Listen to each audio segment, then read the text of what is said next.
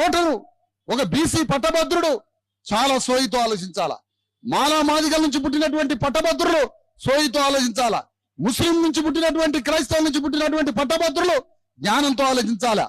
జన్నారెడ్డి జనార్దన్ రెడ్డి, విష్ణూరు రామచంద్రారెడ్డి వాళ్ళ మీద యుద్ధం చేసిన చాకలి ఐలమ్మ, ప్రతి చాకలి కులాన్ని గ్రామాలలో రెడ్డి భూస్వాములు అడిచివేశారే. ప్రతి గ్రామంలో రెడ్లంతా మంగళోళ్ళని, చాకలోళ్ళని, మాలోళ్ళని, మాదిగోళ్ళని, పద్మశాలీలని, గౌళ్ళని, ముదిరాజుల్ని, యాదవుల్ని, సమస్త అణగారిన కులాల్ని గ్రామాల్లో ఉన్నటువంటి కాంగ్రెస్ రెడ్డి భూస్వాములు వాళ్ళ పాదాల కింద పెట్టి మనందరినీ నలగొట్టి మన రక్తం తాగి మన ఊపిరి తీసి మనల్ని చంపిర్రే. ఇప్పుడు కాంగ్రెస్ పార్టీకి ఓటేస్తావాను?